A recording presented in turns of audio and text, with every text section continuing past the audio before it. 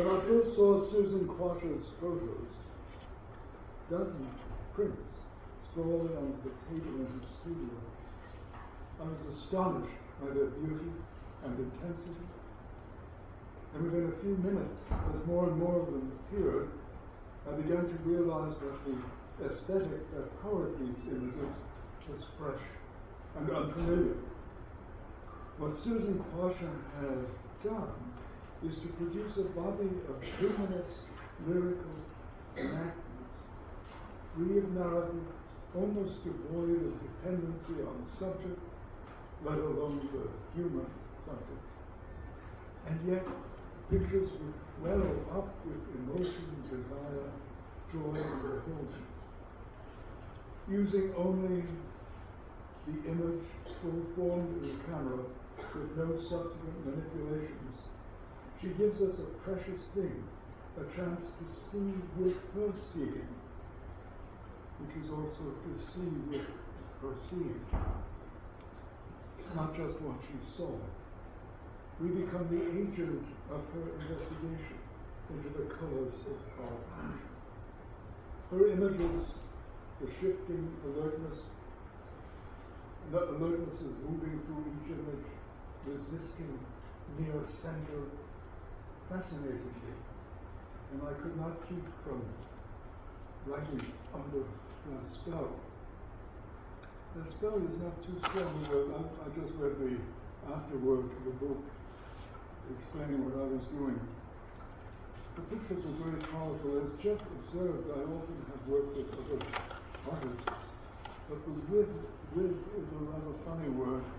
It looks like with because Susan with all the, but in fact from is the preposition. It's a question. Prima la pittura e dopo la poesia, I thought. I often think in Italian. First comes the picture, then comes the poem. When I've worked with people, it's always been working from them. I see a work of art or hear a work of art, and it moves me to speak. It just excites me, but excites me not to buy it or own it. Perhaps sometimes I do, but it excites me to do something with it in my head, in my language. So I had done a number of these. I don't know how many. The book itself was about 60 or 70 pages, something like that. And we were thinking what to do. The pictures are gorgeous, and the poems were at least relevant to the pictures. And then we were talking one night with Stephen Hall, that remarkable architect who builds cities in China, real things like that. And he got interested in what we were doing and said, why don't the T-Space editions publish? T-Space is a small gallery-like place in Rhinebeck, which is the center. Stephen's seldom there, but when he is there, it's the center for shows, exhibitions, and a general outreach towards, I think he must think of it as the integration of the arts. He's an architect, very famous, very successful, doing huge things, and he carries around with him everywhere a copy of The White Pony, Robert Payne's great old anthology of Chinese poetry, a man whose work itself is grounded in wood. So he might be saying, first comes the poem, then comes the building. So there's a way in which art translates itself constantly into other forms. Anyway, that's all I wanted to say about that, except that he was very kind and produced and published this extraordinarily beautiful, very beautifully printed book. I wish there were more people coming out. So I'll read a few pieces from that, if I may. Always remembering that what I was trying each time to do was to see with the act of seeing about Susan Quasha's pictures embodied. There was no way of seeing them as pictures of anything, even though now and again you can see a tree or a house or whatever it might be. But that's not the point. You're not seeing a picture of something, you're seeing with seeing. Pure act of seeing. I'll read a few of these pieces. The The first is called the Fury. If you saw a color and opened it up, you find another color, and inside that, another, and never find the sky. We are already on the inside of the sky. What we see are the reflection patterns of our tears, the smudges of words on feelings.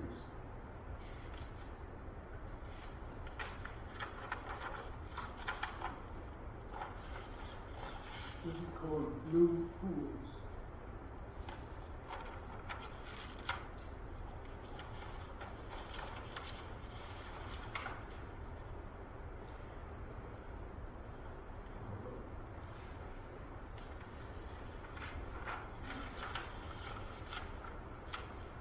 I speak of a great poet in the middle of this. The poet, the great poet I'm speaking of is Robert Duncan, who was very briefly a professor at Bard College, the only college in which he ever taught. Blue pools. Light misbehaving. Light, you took our things away, not even their shadows are to hand. You left us just yourself, and not much of that. Your radiance all unmerged, and all the brilliancy condensed to 3 blue pools. Color of the square halos of Byzantine, dignity of devils. Every being, bad or good, has his own glow. The dark keeps answering, and then I see it could be woman, could be locked loins, could be breasts, the parts of promise, shimmer pools, becoming the own sky, and stormlight at the margins. Margins of desire, margins of thought, and we remember the great poet who sailed past us 24 years ago into the luminous uncertainty, strange light, light misbehaving, yellow-green light of earthquake and Golgotha, and a woman stands in darkness, firm against equivocation. What can they be? Speak to me. Look longer. Set the buried caverns free. Personate all, and all time is burned in my heart.